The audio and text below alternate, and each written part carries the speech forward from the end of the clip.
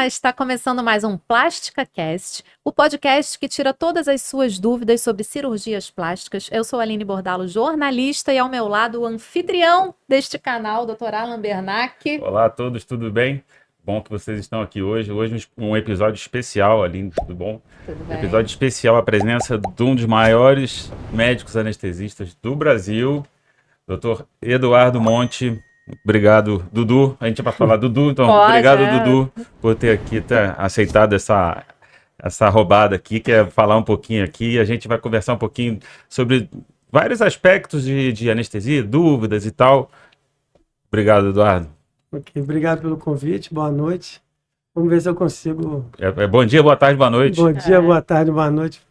Espero ajudar no esclarecimento de algumas questões em relação à anestesia, da cirurgia plástica. A gente veio aqui contar a história disso também, mas a gente veio contar um pouquinho da tua história também. Então, é uma coisa mais simples, a gente vai aqui batendo papo e tal. Eu já sei que ele é de uma família de anestesistas, é isso? Pai, mãe anestesista, agora filha também. Isso. Como é que começou isso, Dudu? Bom, meu pai e minha mãe vieram de Belém, mais ou menos no final dos anos 50. Vieram para os servidores. Minha mãe foi da primeira turma, eu acho que de anestesia dos servidores. E aí, meu pai faleceu muito cedo, em 1967 ele faleceu. Ele era presidente da sociedade. E minha mãe seguiu, e eu segui esses caminhos. Logo eu descobri que eu gostava e comecei cedo, já no meio da faculdade, já me interessei. Tipo assim, no meio da faculdade você tinha um acesso na sua mãe, obviamente, aí você já ia ver alguma cirurgia? Eu ia para os servidores, depois eu comecei a dar plantão nos hospitais públicos, como acadêmico, e eu me formei muito cedo, formei com 22 anos, eu já estava formado, entrei com 16 anos na faculdade. Na época que a faculdade de medicina eram 5 anos, né? 6 anos. Já eram 6 anos. É importante dizer, deixa eu só interromper rapidinho, que para vocês é muito comum, né? O doutor Alan até te apresentou como médico anestesista. Mas muita gente tem essa dúvida, o anestesista é médico, né? A gente sempre brinca. Claro atualmente, que, né? Você, além da faculdade de medicina, você tem que fazer mais 3 anos de especialização. Olha só. Então, atualmente são 9 anos de formação. 9 anos de formação, depois certificações. Sim, aí você tem que manter atualizações. E aí se manter atualizado e estar sempre presente nos congressos, nas coisas, porque novidade tem o tempo inteiro, né? Sim. Antigamente você, né, não no seu tempo, mas antigamente já se operou sem luva. Hoje se opera de luva, né? Antigamente só tinha luva de látex, hoje tem luva de outros materiais. Então, assim, as coisas vão evoluindo. E uma coisa interessante até que a gente estava conversando antes, nos anos 90, ele estava explicando que muitos médicos compravam uma casa para abrir sua clínica. Não era, né, necessariamente ter um hospital para operar. Como é que foi isso? Antigamente, a cirurgia plástica, por exemplo, nos grandes hospitais, não era acessível. Somente pessoas muito ricas tinham acesso a fazer uma cirurgia plástica nos hospitais do Rio de Janeiro. Então as pessoas iam para clínicas. E mais ou menos no 1990 houve um boom de anestesia ambulatorial. E todo mundo começou a abrir a sua clínica, uma casa em Botafogo, casa no Itanhangá, casa no Jardim Botânico, casa no Maitá, e a fiscalização era muito pobre. E devido a isso também começaram a aparecer alguns acidentes. E devido a esses acidentes começou uma fiscalização, uma normatização. E hoje a coisa está muito bem regulamentada, o que pode ser feito, o que não pode ser feito. E hoje as coisas estão mais seguras. Muita gente, assim, eu acho que é uma dúvida de muita gente que está aqui assistindo a gente. Em clínica eu não opero, só opero se for no hospital com CTI, porque é muito mais seguro e tal. E tem o contrário também, né? E tem gente que não opera. Não, mas tem gente que não opera em hospital porque quer em clínica, porque teoricamente é mais limpo, ou assim, não vai ter uma cirurgia contaminada antes da dele e tal. Eu acho que, aliás, eu não tenho que achar nada, eu acho que tem que seguir a lei. A lei diz o que que você pode fazer. O que você precisa. Até onde você precisa. Então, por exemplo, você não vai ao dentista. O dentista tem que cumprir uma série de regras para fazer um procedimento simples com anestesia local. E você tem unidades que vão crescendo a sua complexidade. Então você tem a unidade PUM, que seria um consultório médico, um consultório de dentista, O consultório 2, que seria uma cirurgia ambulatorial, de curta permanência, o paciente vai embora no mesmo dia. E a unidade 3, que você permite uma internação de máximo de 60 horas. Para cada unidade dessa, você tem que seguir uma regulamentação, seja de material, seja de tipo de procedimento, principalmente tipo de paciente. Então, por exemplo, um paciente, a gente tem uma escala de risco de asa 1, 2, 3, 5, enfim. Paciente asa 1 e asa 2, você pode operar dentro da lei numa clínica com a maior segurança possível, porque a incidência de complicações são muito pequenas, perto de zero. Lógico também, respeitando, assim, fazendo uma cirurgia normal, Sim, nada exagerado. Justamente, tudo, tem uma previsão tudo, de curta permanência. tudo adequado, né? Justamente. Então vai depender do tipo do paciente, do tipo da cirurgia, do tipo do hospital, uma série de coisas. Se você seguir esse passo a passo, você está seguro. Interessante a gente falar do seguinte, que a gente não está defendendo cirurgia em clínica e nem defendendo cirurgia em hospital. A gente está esclarecendo que isso é dentro da lei e que isso não é inseguro, como as pessoas tendem a achar que é inseguro e tal. As pessoas tendem, por exemplo, CTI em clínica de cirurgia plástica. Isso não existe. Isso aí, a pessoa diz, a clínica tem CTI, tem. O que ela tem? Tem uma sala que tem um respirador, uma bomba de infusão, provavelmente um médico de plantão. Nenhuma clínica consegue manter uma sala de CTI parada. E o CTI... CTI custa muito caro. Muito caro. E não é só a sala. Você precisa de imagem, você precisa de hemodinâmica, estrutura, você precisa de laboratório. Isso a clínica não pode manter um ambiente desse. Por isso que você deve fazer cirurgias em clínica em pacientes que provavelmente não vão precisar disso. E se precisar, se acontecer algum acidente, a clínica tem que estar em convênio, tem que ter um convênio, tem que ter um hospital de retaguarda que possa ser transferido esse paciente. Esse é o certo. E a sua mãe trabalhou com isso que eu ia voltar essa história agora, assim, só pra gente poder seguir uma foto, né, dela. Seguir uma cronologia aqui. Doutora Natércia, eu tive o prazer de conhecer a doutora Natércia, tá já com quantos anos agora? 96. 96. Caramba, a última vez 96. Que eu a vi foi agora, em agosto, né? Lá foi na ESP? Não, na ESP eu vi o vídeo, eu vi um pouquinho antes. A Natércia era anestesista da sala 2 da Clínica Pitangui. Minha mãe trabalhou 40 anos. 40 anos lá. Essa, por exemplo, é uma cirurgia numa clínica, mais ou menos em 1990, era uma casa. A clínica... não, essa aqui não é... Essa não. No Itanhangá. Essa era no Itanhangá, trabalhando com ela numa casa. Que na época era aceitável isso, entendeu? Tinham muitas clínicas e muitas cirurgias foram muito bem sucedidas em todas essas clínicas. Sim, era o que tinha. Na época era isso, mas hoje a gente já trabalha de outra forma. Né? Aí a doutora foi trabalhando até que idade que ela foi trabalhando? Ela trabalhou mais ou menos até 2006. 2006, acho que é mais ou menos isso. Eu já tinha saído da clínica, um pouquinho depois ela entrou. Mas você já estava ali dando retaguarda nessa época? Sim, eu acompanhei o tempo todo, estive junto com ela. Às vezes, acompanhando... Eu tinha outros empregos, eu ia quando dava. Sim. Mais ou menos em 2000, eu entrei para a clínica como suporte. Eram 3 anestesistas, eu entrei como 4º anestesista. E depois que os últimos 10 anos da clínica, eu fiquei responsável pela anestesia. Acabou herdando os pacientes da sua mãe? Alguns, até hoje. Alguns pacientes do Tangui lá. Os alunos também, alguns também. E vocês se conheceram lá, né? Conheci. E aí você logo captou ele para sua equipe. Não, mas como é que foi? Não é bobo, né? Você tem que aproveitar a oportunidade. E também se a cirurgia fosse ruim, né? Ele também nem estava nem aqui dando entrevista, já tinha mandado embora. É importante, né, essa interação com o médico. Né? E aí depois a clínica fechou em 2016. 2016. Então foram, assim, 16 anos de clínica, né? Que é tempo pra caramba. E lá na clínica, essa coisa que a gente tá falando de clínica, hospital, lá na clínica você fazia todos os tipos de cirurgia. Cirurgias crânio-maxilofaciais, cirurgias de reimplante de membro, cirurgias extensas de plástica e tudo. E só buscar aí no histórico da clínica para ver que a incidência de complicação sempre foi muito pequena, né? E a curiosidade da vida do Eduardo, um pouquinho depois, Fernanda, filha do Eduardo, também resolveu seguir os passos da família. Então já temos aí uma terceira geração. Seus avós eram médicos, não? Não. Então já temos aí uma terceira geração. Qual é o seu sentimento quando você vê a Nanda trabalhando? Eu sei que você curte pra caramba, você fica ali... Eu vim e trabalhei com ela hoje à tarde. Babando, assim, fica assim... É uma delícia, Claro. é uma delícia. Para mim é um prazer. Eu trabalho com ela, é uma... Aliás, com a minha mãe também era um prazer. Sim, eu lembro. Aí, hoje, essa é a foto de hoje. Linda ela, hein? De hoje.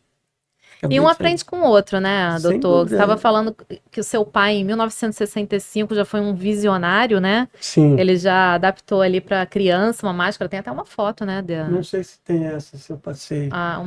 Ele já para criança, ele tinha que Sim, anestesiar tinha uma criança, né? E aí ele criou. Ele criou um sistema de... Era uma máscara que tinha um fundo falso com fundo do mar. Uhum. Aí ele botava na criança e botava anestésica para Bem tirar lúdico. o medo da criança.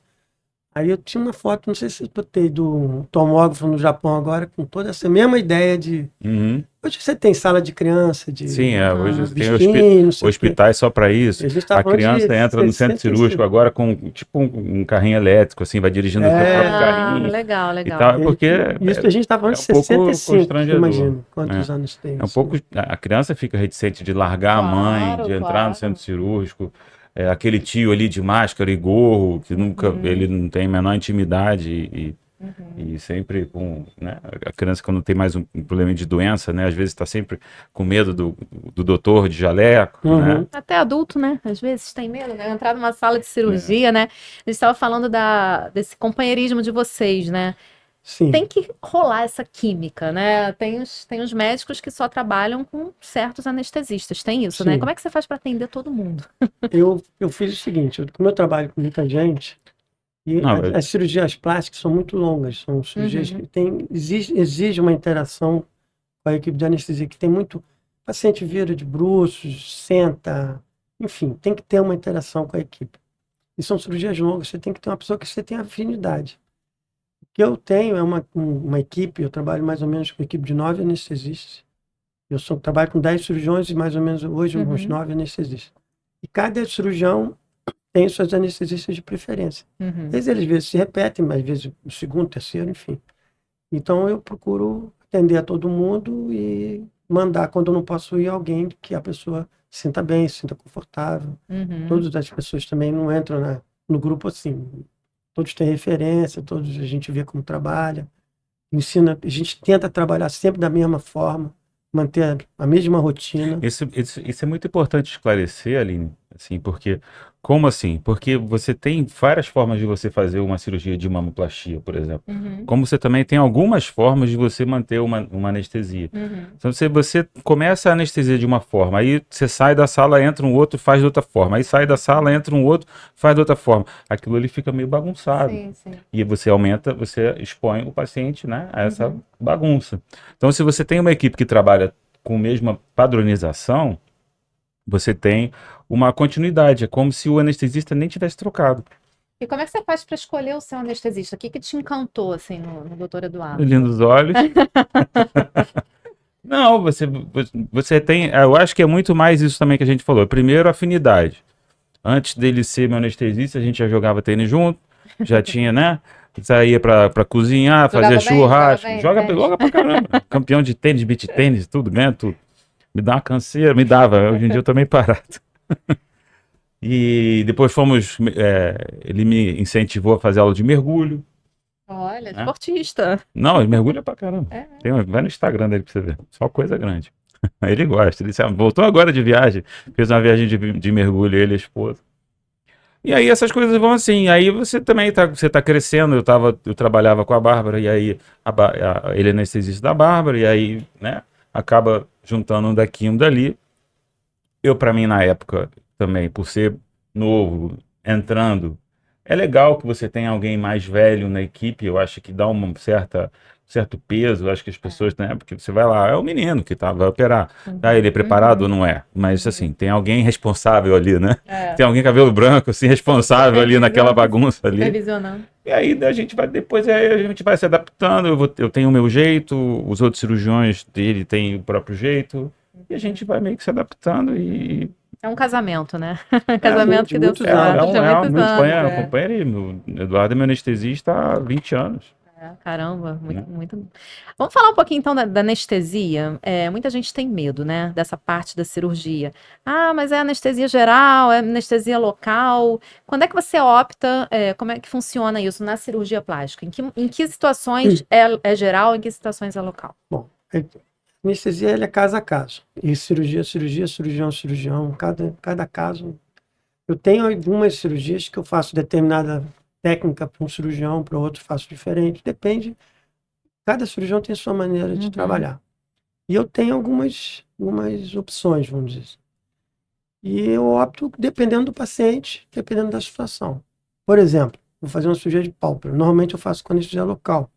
Mas se o paciente tem, por exemplo, uma apneia de sono, um estudo, talvez seja melhor nesse paciente fazer uma anestesia geral. Entendeu? Tá. Por exemplo, tem crianças que suportam bem uma sedação para fazer uma anestesia local. Outras crianças, dependendo da idade, já tem que fazer anestesia geral. Enfim. Não, isso é muito verdade. Cirurgia plástica, a gente lida com crianças, jovens, adultos. São extremos de idade. E melhor idade.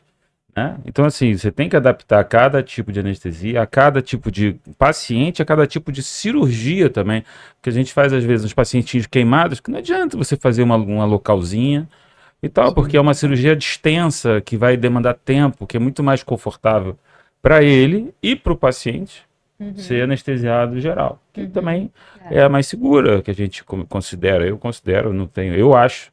Mas aí você pode me corrigir se você achar, ou você acha que você acha mais que é mais cada caso, né? Eu acho que tudo é seguro quando bem indicado, quando bem feito. Você está um profissional profissional habilitado, com uma boa formação, trabalhando num hospital de bom padrão, um cirurgião com bom senso, que está sabendo o que está fazendo, você está fazendo um procedimento seguro. E é importante o risco cirúrgico também, né? A senhora dá uma olhada ali. Ela começa no consultório do cirurgião, quando ele... Primeiro contato. E aí ele liga pra gente, ó, tô com vou dar um exemplo, tô com um paciente coronariopata, sente problema de coração, o que eu faço? Aí a gente vai ver se esse paciente tem risco cirúrgico, passar no cardiologista. Esse paciente não é um paciente bom para clínica. Por quê? Porque se ele tiver intercorrência, ele vai precisar de uma hemodinâmica, de qualquer problema. Esse paciente já, olha, vamos para o hospital. É mais seguro. Agora, por que muita gente, durante ou depois da anestesia, fica falando coisas sem nexo? Minha irmã falou outro dia, uma amiga minha também disse que no meio da cirurgia ela levantou, começou a cantar um axé. Mas que bom que... Mas quem contou isso para ela? Foi o médico. O médico, o paciente não lembrou. Não lembrou. Geralmente, isso é subdose de sedativo. Subdose. É só você aumentar. Isso é mais comum com anestesia local. Como você está com anestesia local, com sedação, ou então no início da anestesia você faz um sedativo, a pessoa perde um pouco o filtro, como se tivesse tomado álcool, fica mais desinibido. Fala então, coisas nada a ver, né? Mas isso, a gente na sala, imediatamente, se a gente sente qualquer agitação, porque isso é um sinal de a pessoa está falando alguma coisa, a gente aumenta a dose, a pessoa dorme. Porque assim, o paciente quando vai para a sala de cirurgia, ele está confiando 100% na equipe inteira. Às vezes ele pode até ter permitido entrar na sala de cirurgia uma pessoa que ele insistiu muito para entrar na sala de cirurgia, de repente um colega e tal, mas às vezes ela fala assim, não deixa eu falar nada não, porque eu não quero que fulano escute. Mas eu escutar não tem problema, porque existe um sigilo. Sim, claro. E a gente também, quando vê que o paciente está se expondo demais a ponto de perder a noção... tem isso? Tem. Eu já tive paciente que falou com o pai a cirurgia inteira. Tive paciente pedindo perdão a cirurgia inteira. Caramba! Mas assim, lógico, eu não vou dizer quem é. Não, sim, mas são casos, mas assim, logo quando... Mas assim, quando acontece, a gente já... Um já olha para o outro... Já porque, assim, não há necessidade nenhuma de deixar o inconsciente do paciente exposto e nem suscetível a qualquer tipo de indução ou alguma coisa assim. Aí, nesse caso, faz o quê? Aumenta a dose e a pessoa dorme na hora, em segundos. E por que a pessoa tem que estar em jejum para fazer a cirurgia? Tem que estar em jejum porque quando você faz anestesia, você diminui os reflexos de proteção. Então, se você tiver com o estômago cheio, você tiver uma tosse, um vômito, você pode isso para o pulmão, pode dar uma pneumonia. Então, por isso, a gente mantém o jejum. Mas esse jejum está diminuindo. Antigamente era 12 horas, então, hoje a gente faz jejum de 6 a 8 horas. E água, por exemplo, a gente está agora liberando com 2 horas. Por falar em água, Falar em água. temos o nosso patrocinador aqui, ó. Para aí, leve a água. Leve. Tem o link aqui embaixo. Premium, se vocês gostarem, ó, a gente pode experimentar. Uma água deliciosa. Não sei se vocês às vezes pedem água de galão, ou então água de 5 litros. Tem aquele gosto de água que saiu da torneira e tal. Essa água aqui é rica em silício, pH bem alto, tá? Vou botar direto da fonte. Direto da fonte, vou botar o link aqui para você ver onde tem o delivery dessa água, pode pedir. E se tiver reclamação, pode mandar aqui que a gente também passa para o pessoal da Água Paraí Leve Premium. Porque essa água aqui do Rio de Janeiro não é muito confiável, não, do filtro. Não, eu comprei uma água de garrafão essa semana, eu vou mandar devolver. A água parece que tem cloro na água. Você tem que confiar, entendeu? né? Então, assim, depois... Já falou pra tua mãe? Já, minha mãe já vai pedir. Não, você vê que é diferente mesmo. É bem diferente. Agora, doutor Eduardo... Vamos voltar para a questão do jejum. Então, aí a pessoa tomou anestesia, foi tudo bem na cirurgia e tal. Chegando em casa, ela começa a passar mal, fica enjoada, treme. Pode acontecer também? Em casa eu não digo, assim... Pode acontecer em casa também, porque ela toma muito medicamento, antibióticos, esse tipo de coisa. Antibiótico enjoo. Analgésicos, antibióticos. Em casa pode dar esse tipo de sensação. No hospital, por exemplo, em relação a náuseas e vômitos, a gente toma o maior cuidado, porque pode ser catastrófico na cirurgia plástica, um enjoo, um vômito. Então a gente usa, para você ter uma ideia, de 4, 5 substâncias para prevenir enjoo. Então o normal é que não enjoe. Mas se enjoar, sempre tem alguma medicação para ser feita. Em relação ao tremor, a gente procura aquecer tudo que for possível. Soro, mantém manta térmica, nas regiões que eles deixam a gente usar. Mas tem cirurgias que são todo o corpo todo exposto. Ar-condicionado, então a pessoa perde calor. Sim. Então, nesse ponto, os hospitais têm uma vantagem muito grande em relação às clínicas, porque eles têm sala de recuperação. Então, antes do paciente ir para o quarto, vai para uma sala de recuperação, a gente tem mais tempo para aquecer o paciente para ir para o quarto já aquecido, sem nenhum tremor. Porque essa questão do tremor é um reflexo de que porque o seu corpo está com a baixa temperatura, então o seu corpo faz você tremer para gerar calor para você mesmo. E você está um pouco nervosa também, pode não acontecer. Tem a ver com ansiedade, não tem com nada, tem a ver mesmo de regulação de temperatura. A gente fez um podcast aqui muito interessante, inclusive, se você não assistiu, coloque lá, polêmicas da cirurgia plástica. Polêmicas. E o doutor Alan me falou uma coisa que eu fiquei muito chocada, que foi a questão dos cílios postiços, que você não pode operar com cílios postiços, nem mega hair, né? Aplique. Pessoa que usa aplique. O que pode acontecer, doutor? Bom, isso aí passa um pouco pelo uso do bisturi elétrico, que a gente usa no meio da cirurgia. Olha isso, gente. Então, isso, por exemplo, é queimado isso. Isso não é queimado. Eu não sei, eu recebi, não é caso meu. Mas isso aqui é uma fuligem, é a pele mais superficial de todas que queimou. Isso é algum acidente, provavelmente um bisturi, ou com oxigênio, uma bolsão de oxigênio que pegou fogo, ou então algum acidente elétrico. O que acontece é que a gente usa na cirurgia, no caso do bisturi elétrico, a gente usa uma placa.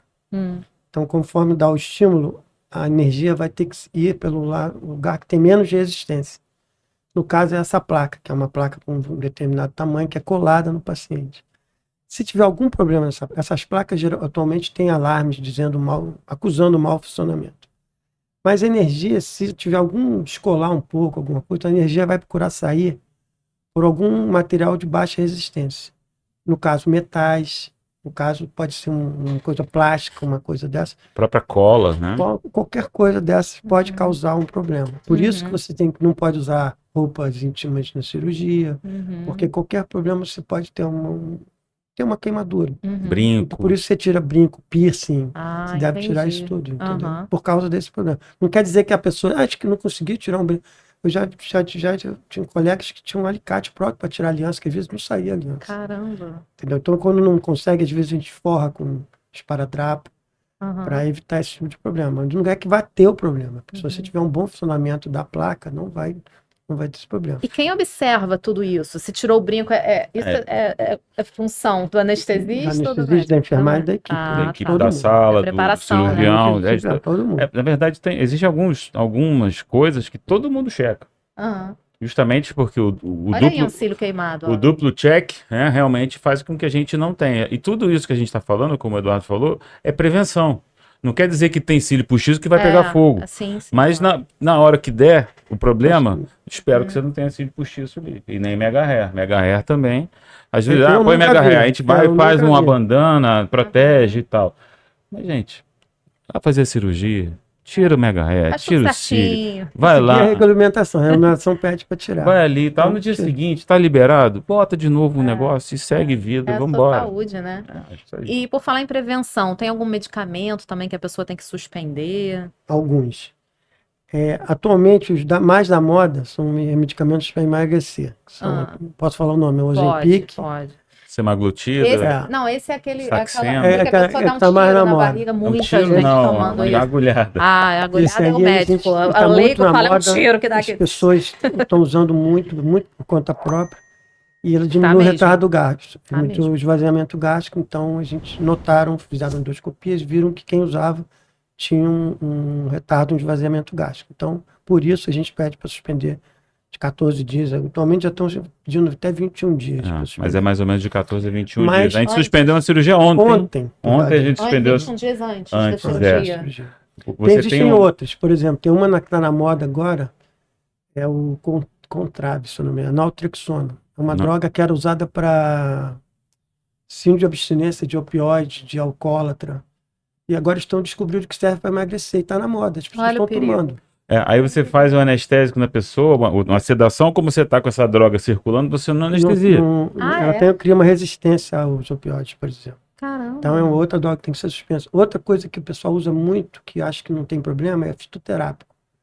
Então tem fitoterápicos que aumentam o sangramento, tem fitoterápicos que pode ter hipertensão, arritmia, erva de São João, por exemplo. Ginkgo biloba, alho. Chá de alho. Então, o paciente precisa dizer para o médico isso, porque às vezes ele vai pensar assim, vitamina E, às vezes. Por isso, que, como eu falei antes, a cirurgia começa, lá atrás, quando a marcada, a gente tem que ter um contato prévio com o paciente. Seja por telefone, videochamada, consulta presencial, mas você tem que fazer uma boa visita pré-anestésica. Isso faz parte também do cirurgião. O cirurgião também tem que investigar. Essa de ontem que foi suspensa, a paciente fazia o uso do Ozempic e há 2, 3 meses atrás virou para mim e falou assim, eu dei a minha caneta de Ozempic pro meu amigo. Ou seja, eu falei assim, parou de tomar. Então, né? Porque a gente chegou lá assim, aí ela falou, não, mas eu tomei porque eu ia ficar um tempo sem fazer dieta. Aí eu falei assim, mas você não tinha dado a caneta pro seu amigo? Na caneta de Ozempic, é tipo uma canetinha. Sim. Você não tinha dado? Mas eu comprei outra para mim. Ou seja, foi uma falta de comunicação? Foi. Aí você pode até falar que foi uma bobeada que a gente deu, mas não demos a bobeada quando a gente chega lá para perguntar o que você tomou. E os pacientes às vezes mentem para mim, mas na hora da verdade contam para ele. Ou às vezes não acham que seja importante. Entendeu? Meu Deus. Então, às vezes... Aproveitando essa deixa, fala dos perigos também, né? De tomar um medicamento como esse sem acompanhamento médico. Às vezes é isso, eu peguei de um amigo, eu botei. E aquelas coisinhas que... Arnica. Arnica. Os pacientes adoram tomar arnica. Eu tomo arnica. Não, mas arnica você pra vai... mancha roxa. Mas se você não vai operar, isso aí é fitoterápico, beleza. Mas se você não vai operar, você precisa comunicar ao médico que você está tomando arnica. Porque ele interfere em tempo de coagulação. Aí você vai falar, suspende essa arnica aí, 15 dias. Quando a gente terminar a cirurgia, tu volta a tomar a sua arnica, pronto, não tem problema nenhum. Mas ginkgo biloba, por exemplo, são 30 dias.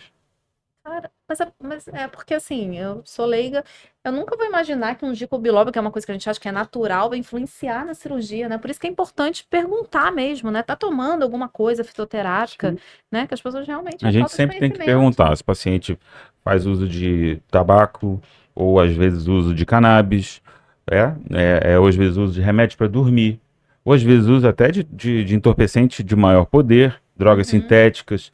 Tudo isso faz parte da entrevista do cirurgião e do anestesista. Aproveitando a deixa da cannabis, já estão fazendo anestesia com cannabis? Como é que tá isso? Porque agora tá na moda, né? Tudo de cannabis é para ansiedade. Eu nunca usei. Você já viu? Não, eu também nunca soube, mas daqui a pouco vai aparecer. Eu já peguei pacientes que têm usado à noite, algumas coisas, mas... Não, eu tenho paciente que me pediu uso... Me pediu uso à noite. À noite. Eu preciso fumar essa maconha aqui, sei lá, cannabis. O nome que você quer. para relaxar e tal. Eu falei, dá para relaxar sem?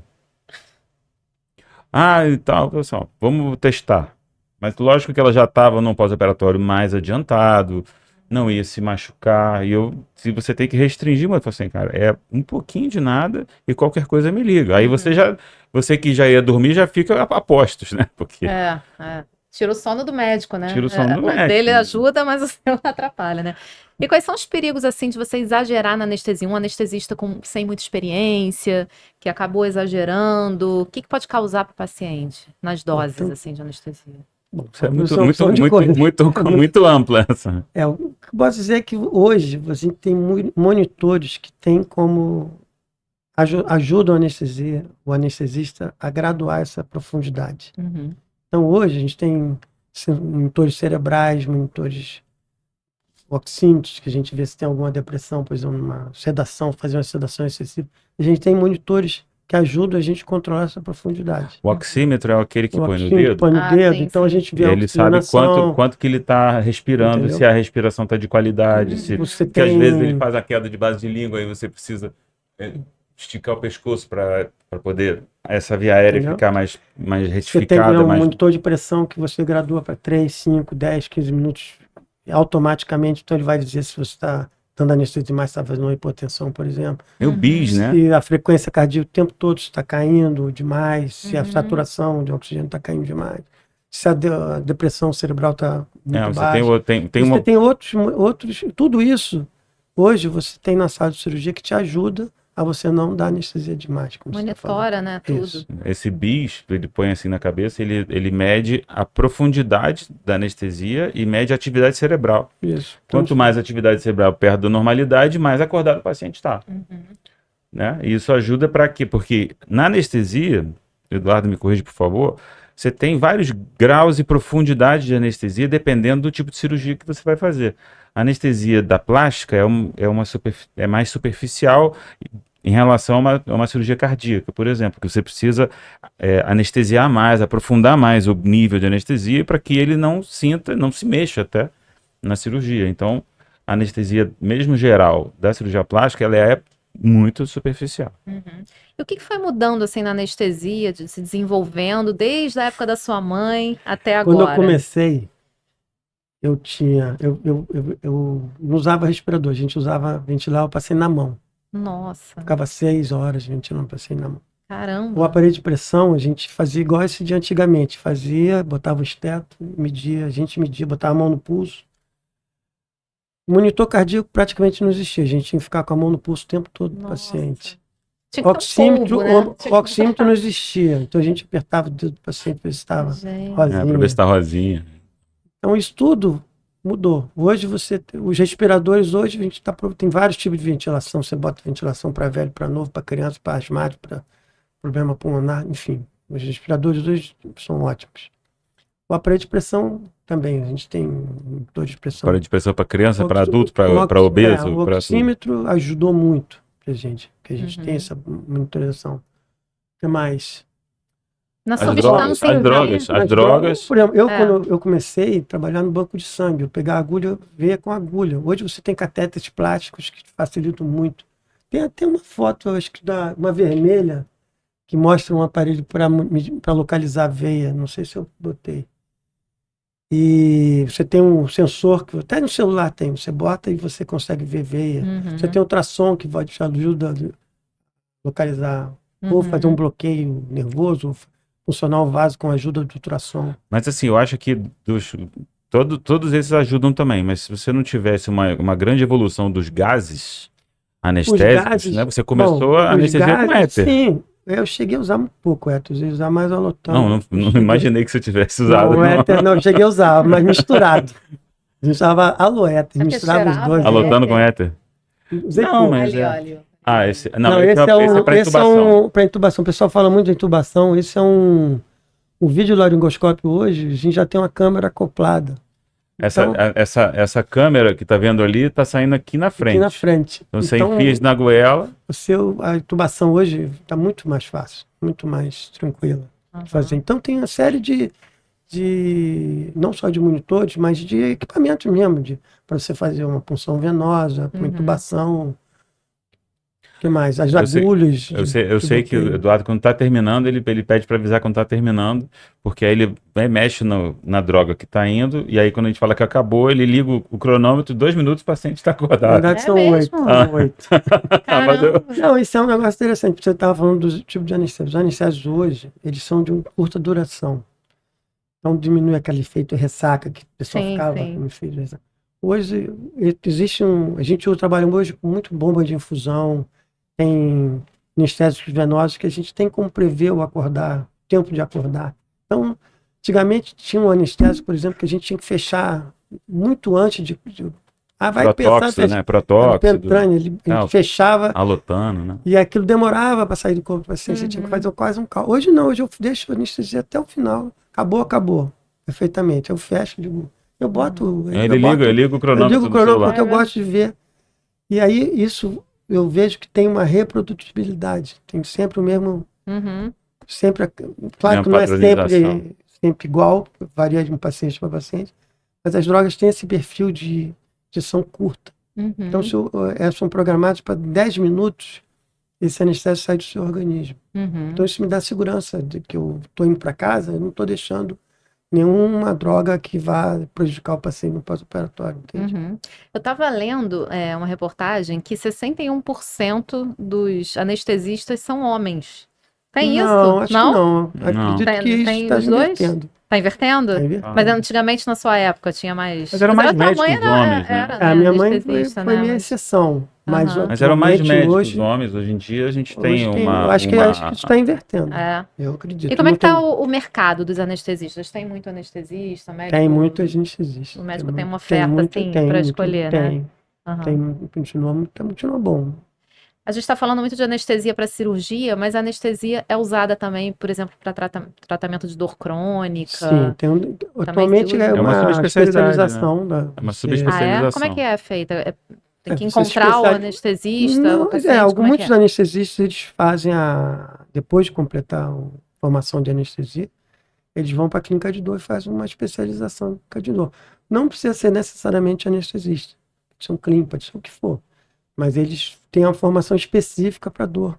Aí eles vão atuar em consultório, em dor crônica, ou manuseio de dor aguda no hospital, Uhum. bloqueios, enfim, tem uma série de coisas. Cheguei a fazer alguma coisa no internato, cheguei a ter É, contato porque com lá isso. nessas clínicas, o que a Aline perguntou, esses pacientes, como é que esses pacientes são como, né? Isso. Por exemplo, eu tenho uma dor crônica em algum Isso. lugar. Sim. Aí Eu tenho que te você- encontrar sempre para você Tem Isso, lidar aí alguns tem hospitais essas que já clínicas de tem, dor, tem protocolos médicos de especializados dor. já nisso, consultório, e você Entendeu? vai E aí acompanhar. ele vai oferecer para você algumas formas disso. Seja acupuntura, seja uma fisioterapia de uma forma, seja um remédio mais potente. Bloqueio. Mas ele é o mais especializado na dor, não especializado na anestesia, que aí é uma especialização da anestesia. Uhum, entendi.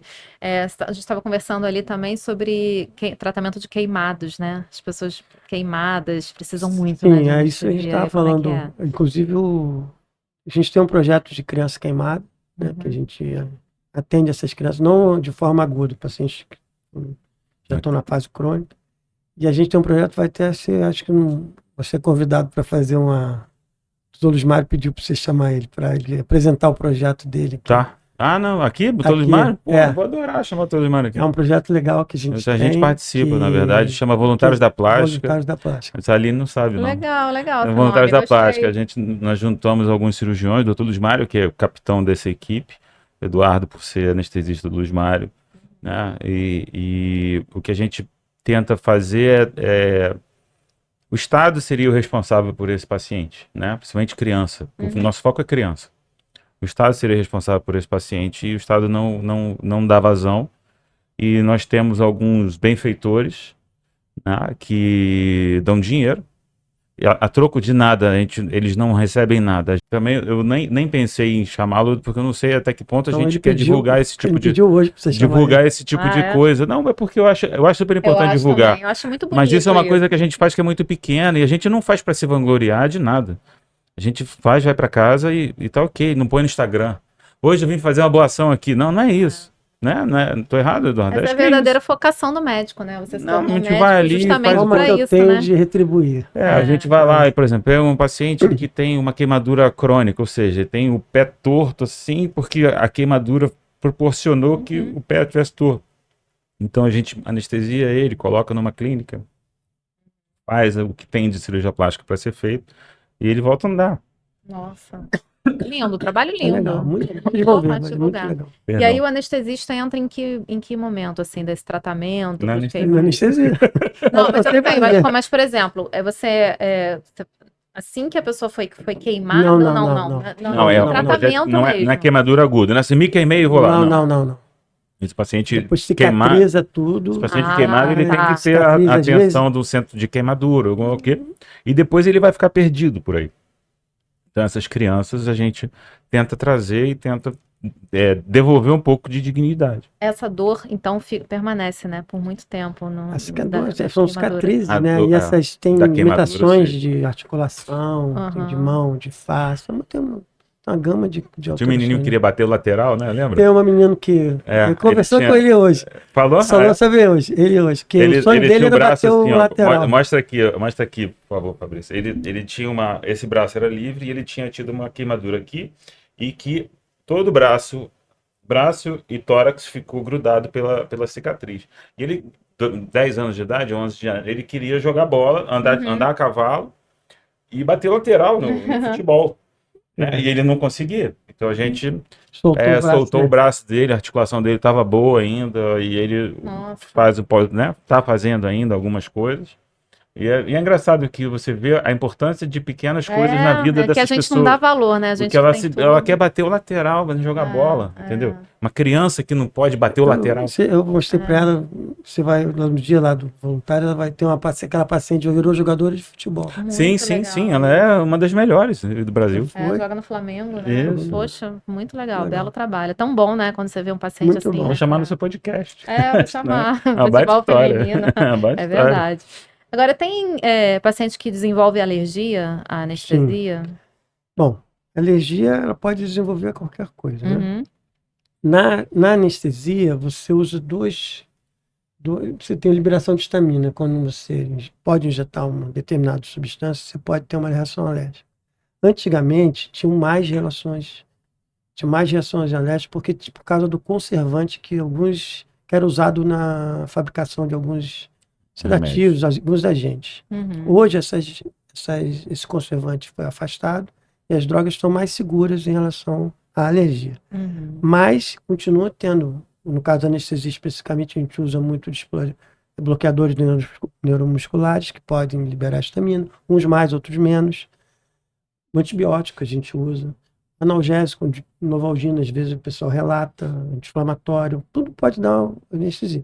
Mas isso não quer dizer, se a gente colhe uma boa história, geralmente o paciente já vai informando para a gente se tem e a gente vai evitando os princípios. No caso, por exemplo, a Novalgina, o paciente tem alergia à Novalgina, a gente vai para o outro lado.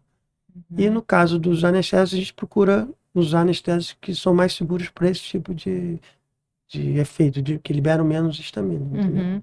Eu fico imaginando aqui, vocês trabalham muito sob pressão, né? Porque vocês, assim, aparentemente calmos, né? Vocês fazem isso toda hora, mas é uma pressão, né? Vocês estão com uma Claro, vida a gente está ali. com uma vida. Uma vida ali. A mãe dizendo, cuida bem do meu filho. É. Eu falo para ela assim, vou fazer na sua filha o que eu faria na minha, melhor coisa.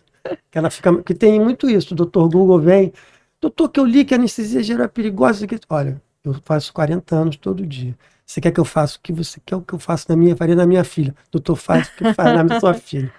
E você seguindo esse lema, acho que você está indo bem. Você já trabalhou com algum médico assim que tenha se desesperado num momento assim no meio da cirurgia? Como é que, sei lá, às vezes perde o controle? Na verdade, quando você tem um pepino desse, quando acontece, o que você não pode é desesperar. Porque você tem que ter uma serenidade para poder dar prioridade a uma coisa, outra. E você tem que pensar primeiro no paciente. Então, muitas vezes, se você precisa interromper a cirurgia, a gente interrompe. Se precisa não operar, não opera. Se o paciente faz uma alergia logo na hora do início da anestesia, vamos Peraí, parou, vamos para casa, semana que vem a gente faz, né? Vamos investigar isso aqui, semana que vem a gente faz. E onde que termina o seu trabalho? É nesse cronômetro? O paciente acordou, terminou seu trabalho? Não. Não, o meu trabalho termina quando o Emite paciente a está em nota fiscal, casa. é quando ele emite a nota fiscal. Meu trabalho acho que ele termina com o paciente está em casa, bem, sem dor, com a dor controlada, se não enjoou, porque ele pode ir para casa, pode ter dor em casa, pode estar enjoado, pode estar passando mal, pode estar tonto, pode uma lipoaspiração grande demais, enfim. Então, quando ele estiver bem, está recuperado, satisfeito com a anestesia, eu fico satisfeito. A gente tem visto muitos casos... Não só isso, não, só para complementar que ele esqueceu. Ele liga para o paciente no dia seguinte, a Fernanda liga para o paciente no dia seguinte, saber como é que passou a noite, o quê, entra em contato com a equipe que está, né, a enfermeira que está lá com o paciente, ele liga para como é que foi, tá bem, não tá bem. Então, antes de dormir, a gente faz um contato com todo mundo. Isso é uma coisa legal que a gente, na cirurgia plástica, eles fazem isso, eles pagam isso, que eles, diferentemente de outras especialidades, eles pagam uma enfermeira particular para ficar com o paciente. Então, essa enfermeira, para mim, ela dá muito backup. Porque ela me diz, doutor, paciente enjoou, paciente não enjoou, paciente dormiu, não dormiu. Então, eu estou sendo bombardeado de forma, maioria das vezes, positiva, mas eu estou vendo o efeito do meu trabalho em cada paciente. Na noite eu já sei como ele está passando. Então, o que está dando certo eu mantenho, o que não está dando certo eu procuro trocar. Então, eles vão me ajudando a... Pô, esse paciente faz uso crônico de uma determinada substância para dormir. Então, vou usar essa. Funcionou? Opa, essa funcionou. Vou guardando as experiências. E elas dormem com o paciente. Então, elas vão me dizendo, no dia seguinte, 6h30 da manhã, 6 horas, já tem paciente, dormiu, não dormiu, acordou de madrugada. Enjoou, teve fome, não comeu. Então eu já sei que andou. Tá dando certo, que não tá dando Aliás, certo. a coisa de andar hoje em dia é uma coisa importante, né? O Sem paciente dúvida. de cirurgia plástica, quanto antes ele volta a andar, né? A sair da cama, é o melhor. Né? De qualquer cirurgia. Em geral. Lógico que se ela fizer uma cirurgia de membro inferior, né? Vai ser mais complicado, mas é por isso que nós temos hoje também produtos, né? Tudo isso é para poder evitar trombose, que é uma coisa que é frequente, né?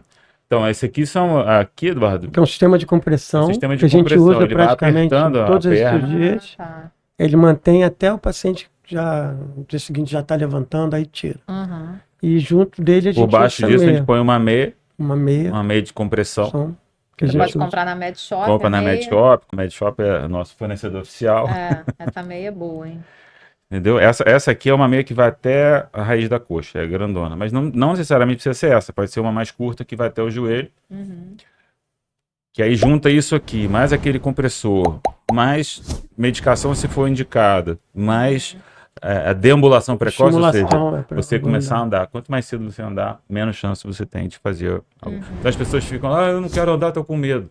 Você está com medo, você está se expondo de repente, a alguma intercorrência dessa que nem sempre é tão Nesse legal. ponto, mais uma vez, a enfermeira ajuda muito. Ela está treinada, ela sabe quando levantar, se pode, se está conseguindo. E vai me passando os casos, vai me passando a orientação, entendeu? A gente está vendo ali as próteses da Silimed, né? Que também são as Silimed, melhores, você não viu fundar, não, viu? Silimed, tem 40 anos, né, de profissão, né? Era Dow Corning. Aí antigamente vinha de fora, eu acho. Tinha. Tinha um nome, como é que era o nome? Meme. Era meme. Não existia. A Silimed tem 40 anos, né? 45 anos. Mas não se colocava... Mesmo a Silimed tendo 45 anos, você tinha essas coisas chegando de outras fábricas. Mas na clínica não se colocava meme. Quando era Proximama, não se botava Proximama.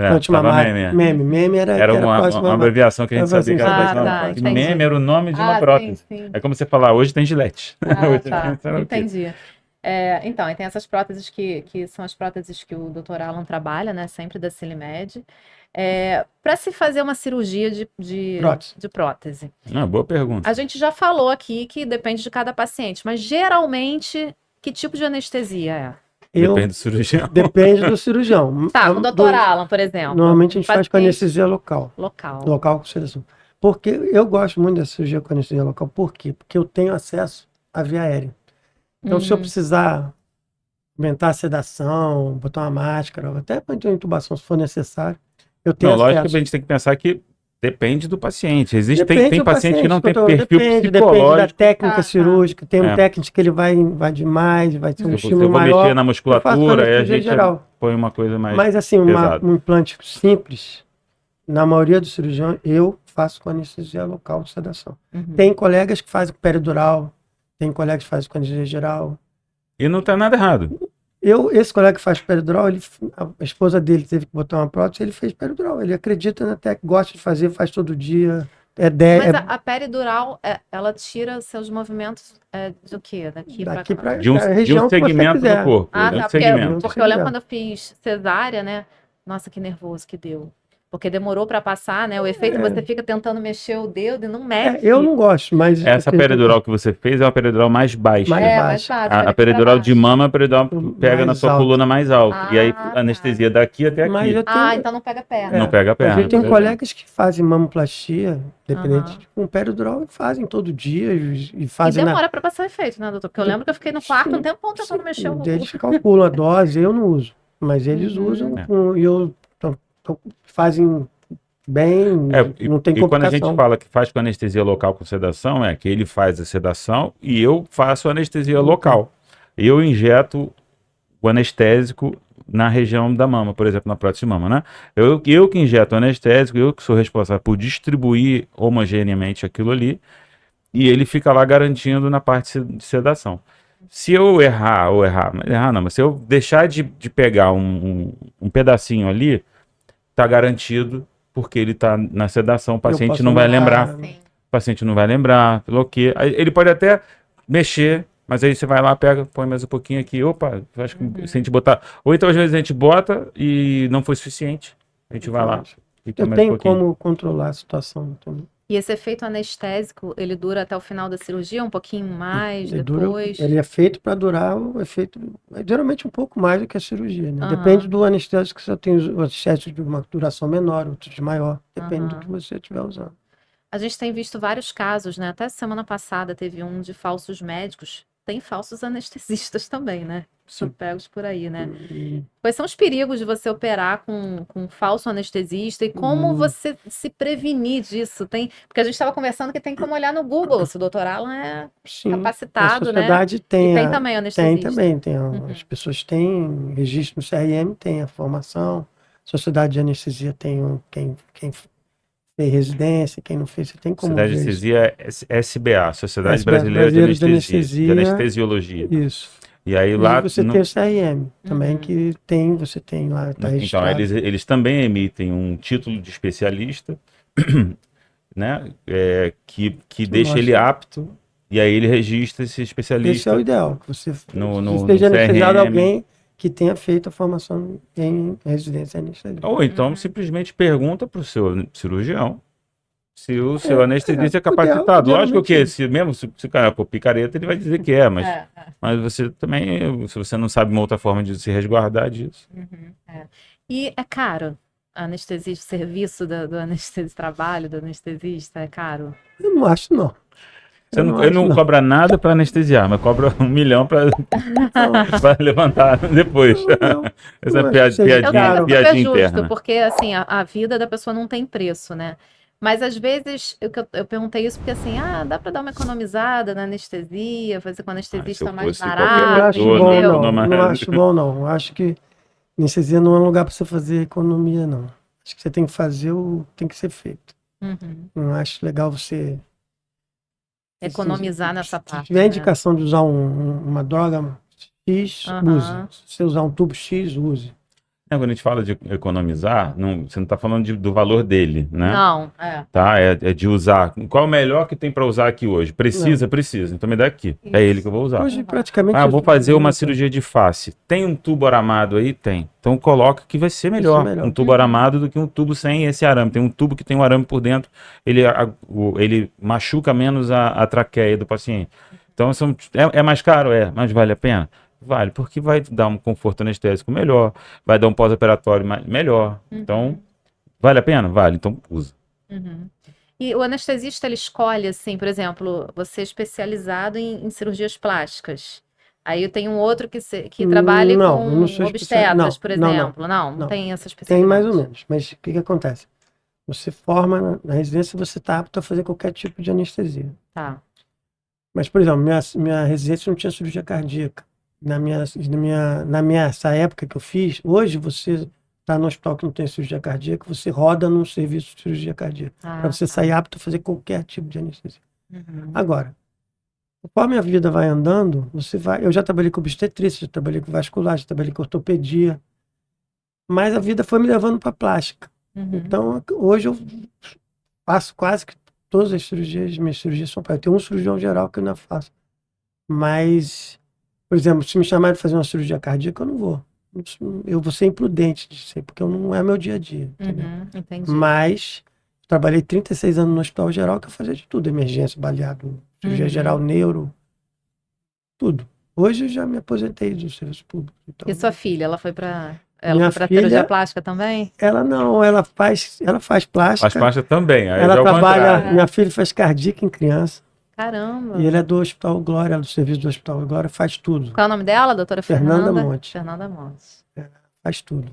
Ela está nessa fase. Agora eu já. Agora ela montou um curso para ensinar os anestesistas Ela a tem um fazer curso de anestesia. ultrassom também, que ela ensina. Ela vai ser E professora. aprende muito com ela também, né? É uma Sem troca dúvida, isso, é né? uma troca. Muito interessante. Ela conversando com a minha mãe é muito engraçado, que é muito. O gap ainda é tem a muito sua grande. mãe, é Você verdade. imagina. São 3 Então, gerações, né? é uma troca de experiência que é muito legal. E até hoje, quando a coisa aperta, eu lembro, pô, minha mãe fazia desse jeito. Tem algumas É coisas. mesmo? Que Claro. legal. Desse jeito, daquele jeito não complicava, vamos por aqui, isso vai dar certo. Uhum. Eu tenho muita coisa que eu faço hoje que eu aprendi na clínica. Tem muita coisa de experiência.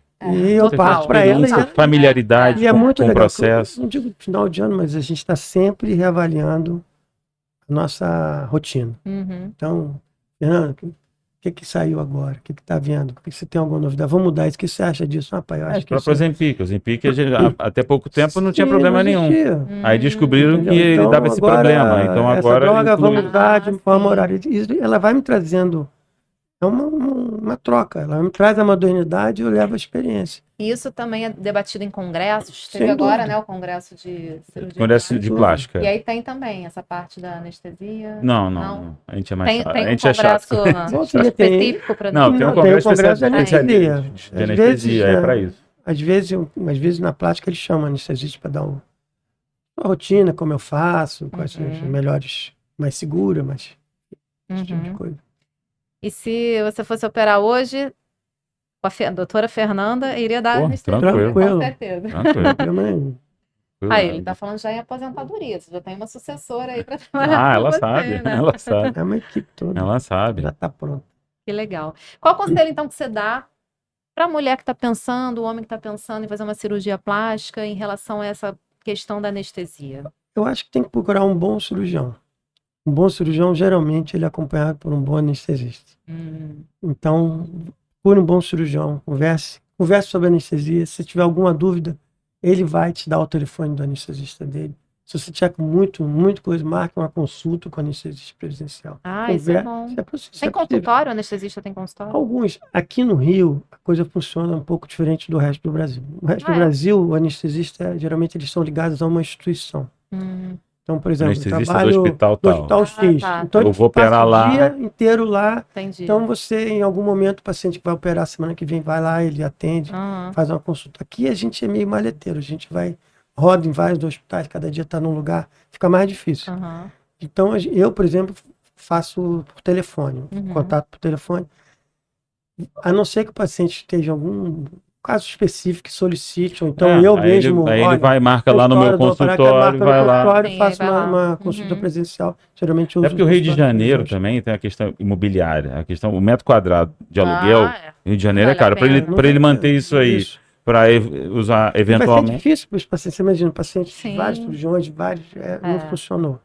Então, eu faço isso. A minha filha, por exemplo, faz videochamada, eu faço por telefone. Mas é muito importante o contato presencial antes da cirurgia. Você encontrar o paciente, conversar com ele, e ver, examinar, e ver como as características dele. Então, tá bom. Muito bom. Foi? Dúvida? Acho que esclarecemos bastante, né? Então, frisar bastante você que vai fazer uma cirurgia plástica, informar para o seu médico, para o seu anestesista, tudo que você está tomando. Pode achar assim, isso não precisa informar. Precisa, né? Tudo, ele tem que saber de tudo, porque tudo pode influenciar ali na hora, no momento da anestesia e da cirurgia, né? Perfeitamente. Então, só para a gente finalizar assim, né? Agradecer muito aqui que o Dudu veio aqui bater esse papo. Tava nervoso?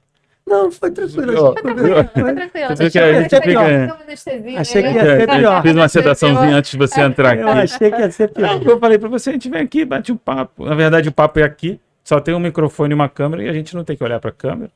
A gente bate um papo e é importante a gente desmistificar algumas dessas questões e a gente aqui, né, exatamente aqui, falar uma linguagem que não seja a nossa linguagem que a gente fala em sala cirúrgica, em tudo. Medicinês. Porque é importante, a importância da Aline tá aqui para dar essa abordagem também, porque ela tem um olhar diferente dela, tanto que eu nem falo para ela o que eu quero que ela pergunte, ela é profissional, ela sabe fazer. Então, assim, mas agradecer o seu tempo, sei que você estava até agora trabalhando, eu também estava em outro lugar. Médicos trabalham muito. E muito obrigado mesmo por ter vindo. Obrigado pelo convite. Obrigada, adorei o papo também, ajudou. E você que assistiu, está assistindo, deixe seu like, se inscreva no canal, ative o sininho. Avise os amigos. Compartilhe esse vídeo, se sua mãe vai operar amanhã. Vai operar amanhã, tem uma anestesista que foi ali, deu uma entrevista no podcast sobre algumas coisas, vai lá. Eu acho importante a gente ter isso e divulgar isso, a informação. Hoje em dia a gente tem a oportunidade de dar informação de qualidade. Né? Porque um monte de bobagem tem por aí, isso aqui é uma coisa séria. Não é por Instagram que você escolhe o seu médico, né? Tanto que o Instagram do Dr. Eduardo não tem nada relacionado à medicina, né? Só os passeios. Só os seus peixes, né? Só os passeios que ele vai com a Cris.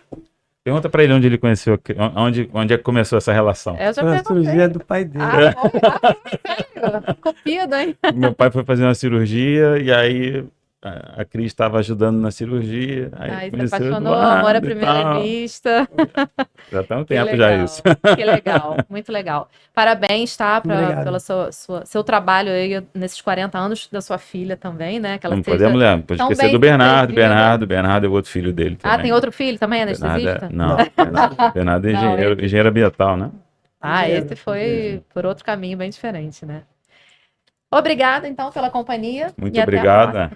Daqui a pouco, um pouquinho, tem mais.